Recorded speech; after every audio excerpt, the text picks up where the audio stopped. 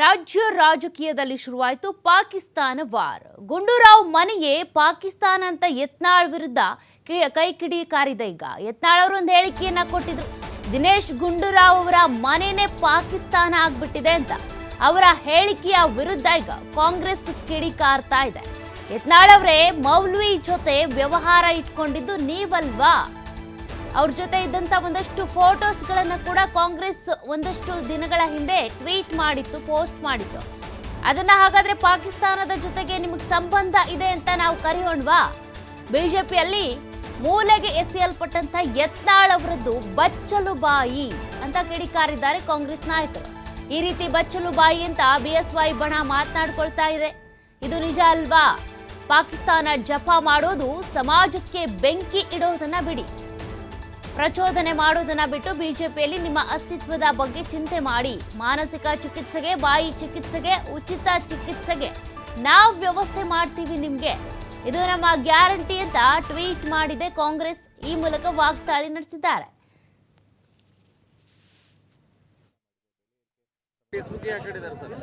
ಗುಂಡೂರಾವ್ ಹೆಚ್ಚು ಕಡಿಮೆ ಅವ್ರ ಮನೆಗೆ ಅರ್ಧ ಪಾಕಿಸ್ತಾನ ಐತಿ. ಗುಂಡೂರಾವ್ ಮನೆಗೆ ಪಾಕಿಸ್ತಾನ ಐತಿ. ಈಗ ಗುಂಡೂರಾವ್ ಮನೆಗೆ ಪಾಕಿಸ್ತಾನ ಅರ್ಧ ಹೊರದು ಅದು ದೇಶ ವಿರುದ್ಧ ಹೇಳಿಕೆ ಕೊಡೋದು ಗುಂಡೂರಾವ್ ಚಟ ಆಗಿದೆ. ಈಗ ಹರ್ಷಗೌಡ ಪಾಟೀಲ್ ಫೇಸ್ಬುಕ್ ಯಾಕೆ ಹೇಳಿದ್ದಾರೆ ಸರ್? ಗುಂಡೂರಾವ್ ಹೆಚ್ಚು ಕಡಿಮೆ ಅವ್ರ ಮನೆಗೆ ಅರ್ಧ ಪಾಕಿಸ್ತಾನ ಐತಿ. ಗುಂಡೂರಾವ್ ಮನೆಗೆ ಪಾಕಿಸ್ತಾನ ಐತಿ. ಈಗ ಗುಂಡೂರಾವ್ ಮನೆಗೆ ಪಾಕಿಸ್ತಾನ ಅರ್ಧ ಹೊರದು ಅದು ದೇಶ ವಿರುದ್ಧ ಹೇಳಿಕೆ ಕೊಡೋದು ಗುಂಡೂರಾವ್ ಚಟ ಆಗಿದೆ. ಈ ರಾಮೇಶ್ವರಂ ಕೆಫೆಗೆ ಪ್ರಕರಣಕ್ಕೆ ಸಂಬಂಧಪಟ್ಟಂತೆ ಬಿಜೆಪಿ ಕಾರ್ಯಕರ್ತನೋರ್ವನ ಬಂಧನ ಆಗಿದೆ. ಈ ಕಾರ್ಯಕರ್ತನ ಬಗ್ಗೆ ಸಮರ್ಥನೆ ಕೊಟ್ಕೊಳ್ಳುವಂತಹ ಸಂದರ್ಭದಲ್ಲಿ ಯತ್ನಾಳ್ ಅವರು ಒಂದ್ ರೀತಿಯಾಗಿ ಬಾಯಿ ಹರಿಬಿಟ್ಟು ದಿನೇಶ್ ಗುಂಡೂರಾವ್ ಅವರ ಮನೆಯಲ್ಲಿ ಅರ್ಧ ಪಾಕಿಸ್ತಾನನೇ ಇದೆ ಅಂತ ಅನ್ನುವಂತ ಹೇಳಿಕೆಯನ್ನ ಕೊಟ್ಟಿದ್ರು. ಅದಕ್ಕೆ ಸಂಬಂಧಪಟ್ಟಂತೆ ಈಗ ಕಾಂಗ್ರೆಸ್ ಕೂಡ ಟ್ವೀಟ್ ಅನ್ನ ಮಾಡಿದೆ. ನಾವು ಒಂದು ರೀತಿಯಾಗಿ ಇದು ಉಚಿತ ಗ್ಯಾರಂಟಿ ಅಂತ ಅಂದ್ಕೊಳ್ತೀವಿ. ನಿಮ್ಮ ಈ ಬಾಯಿ ಚಿಕಿತ್ಸೆಗೆ, ಮಾನಸಿಕ ಚಿಕಿತ್ಸೆಗೆ ನಾವೇ ವ್ಯವಸ್ಥೆ ಮಾಡ್ತೀವಿ, ಟ್ರೀಟ್ಮೆಂಟ್ ತೆಗೆದುಕೊಳ್ಳಿ ನೀವು. ಈ ರೀತಿ ಈಗಾಗಲೇ ನೀವು ಬಿಜೆಪಿಯಲ್ಲಿ ಮೂಲೆ ಗುಂಪಾಗಿದ್ದೀರಾ. ಬಿಎಸ್ವೈ ಬಣ ಕೂಡ ಅದನ್ನೇ ಮಾತಾಡ್ಕೊಳ್ತಾ ಇದೆ. ಅಂಥದ್ರಲ್ಲಿ ಮೂಲೆ ಗುಂಪಾಗಿರುವ ನೀವು ನಿಮ್ಮ ಬಚ್ಚಲು ಬಾಯನ್ನು ಹರಿಬಿಡಬೇಡಿ ಅಂತ ಕಾಂಗ್ರೆಸ್ ಟ್ವೀಟ್ ಮಾಡುವ ಮೂಲಕ ಯತ್ನಾಳ್ ಅವರಿಗೆ ಒಂದು ರೀತಿಯಾಗಿ ಬಿಸಿ ಮುಟ್ಟಿಸಿದೆ. ಈಗಾಗಲೇ ಯತ್ನಾಳ್ ಅವರು ಈ ರೀತಿಯಾಗಿ ನಾಲಿಗೆ ಹರಿಬಿಟ್ಟಿದ್ದಕ್ಕೆ ಅವರ ವಿರುದ್ಧ ಶೇಷಾದ್ರಿಪುರಂ ಠಾಣೆಯಲ್ಲೂ ಕೂಡ ದೂರನ್ನು ದಾಖಲು ಮಾಡಲಾಗಿದೆ. ದಿನೇಶ್ ಗುಂಡೂರಾವ್ ಅವರ ವಿರುದ್ಧ ಈ ರೀತಿ ಹೇಳಿಕೆಯನ್ನು ಕೊಟ್ಟಿದ್ದಕ್ಕೆ ಬಗ್ಗೆ ಮಾಹಿತಿ ಕೊಡ್ತಾ ಹೋಗ್ತಾರೆ ನಮ್ಮ ಪ್ರತಿನಿಧಿ ಶಿವಕುಮಾರ್ ಫೋನ್ ಸಂಪರ್ಕದಲ್ಲಿದ್ದಾರೆ. ಶಿವಕುಮಾರ್, ಈಗ ಒಂದು ರೀತಿಯಾಗಿ ಲೋಕಸಭಾ ಚುನಾವಣೆ ಹತ್ರ ಆಗ್ತಾ ಇದೆ. ಇಂಥ ಸಂದರ್ಭದಲ್ಲಿ ಯಾರು ಏನೇ ಹೇಳಿಕೆ ಕೊಟ್ಟರು ಕೂಡ ಬಹಳ ಸೀರಿಯಸ್ ಆಗುತ್ತೆ, ಪರಿಗಣನೆಗೆ ತೆಗೆದುಕೊಳ್ತಾರೆ. ಸದ್ಯಕ್ಕೆ ಈಗ ಯತ್ನಾಳ್ ಅವರ ಹೇಳಿಕೆಯನ್ನು ಕಾಂಗ್ರೆಸ್ ಯಾವ ರೀತಿಯಾಗಿ ಸೀರಿಯಸ್ ಆಗಿ ತೆಗೆದುಕೊಂಡು ಏನೆಲ್ಲ ಒಂದು ರೀತಿ ರಣತಂತ್ರ ಮಾಡ್ತಿದ್ದಾರೆ ಅಂತ ಚುನಾವಣಾ ದೃಷ್ಟಿಯಿಂದ? ಸಂಪರ್ಕ ಕಡಿತ ಆಗಿದೆ. ಬಸನಗೌಡ ಪಾಟೀಲ್ ಯತ್ನಾಳ್ ಅವರು ಈ ಹಿಂದೆ ಕೂಡ ಅನೇಕ ಬಾರಿ ಸ್ವಪಕ್ಷದವರ ವಿರುದ್ಧನೇ ಹೇಳಿಕೆಗಳನ್ನು ಕೊಡ್ತಾ ಇದ್ರು, ಸ್ವಪಕ್ಷದವರ ವಿರುದ್ಧನೇ ಅಸಮಾಧಾನ ಹೊರ ಹಾಕ್ತಾ ಇದ್ರು. ಅದೇನು ಹೊಸದಲ್ಲ. ಆದ್ರೀಗ ಕಾಂಗ್ರೆಸ್ ನಾಯಕರ ವಿರುದ್ಧ, ಅದರಲ್ಲೂ ಕೂಡ ಸಚಿವ ದಿನೇಶ್ ಗುಂಡೂರಾವ್ ವಿರುದ್ಧ ಕೊಟ್ಟಿರುವಂಥ ಹೇಳಿಕೆ ಸಾಕಷ್ಟು ಒಂದು ಗೊಂದಲಗಳಿಗೆ ಕಾರಣ ಆಗಿದೆ.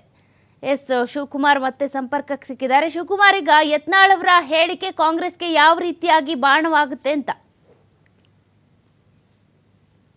ಸೌಖ್ಯ, ಯತ್ನಾಳ್ ಅವರು ಸಚಿವ ದಿನೇಶ್ ಗುಂಡೂರಾವ್ ಅವರ ನಿವಾಸದಲ್ಲೇ ಪಾಕಿಸ್ತಾನ ಇದೆ ಅನ್ನುವಂತ ಹೇಳಿಕೆಯನ್ನ ಕೊಟ್ಟಿದ್ದಾರೆ. ಅಂದ್ರೆ ದಿನೇಶ್ ಗುಂಡೂರಾವ್ ಅವರು ಲವ್ ಮ್ಯಾರೇಜ್ ಆದಂತವರು, ಅವರ ಪತ್ನಿ ಮುಸ್ಲಿಂ ಸಮುದಾಯಕ್ಕೆ ಸೇರಿದಂತವರು, ಮುಸ್ಲಿಂ ಧರ್ಮಕ್ಕೆ ಸೇರಿದಂತವರು.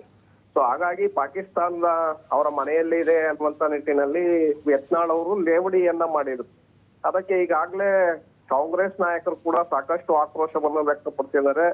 ಯತ್ನಾಳ್ ಅವರ ವಿರುದ್ಧವಾಗಿ ದಿನೇಶ್ ಗುಂಡೂರಾವ್ ಕೂಡ ಆತ್ಮಾತ್ಮವನ್ನ ಹೊರಹಾಕಿದ್ರು. ಕಾಂಗ್ರೆಸ್ ಕಾರ್ಯಕರ್ತರು ಯತ್ನಾಳ್ ಅವರ ವಿರುದ್ಧ ಈಗಾಗಲೇ FIR ಅನ್ನು ಕೂಡ ಈ ವಿಚಾರದಲ್ಲಿ ದಾಖಲು ಮಾಡಿದ್ದಾರೆ.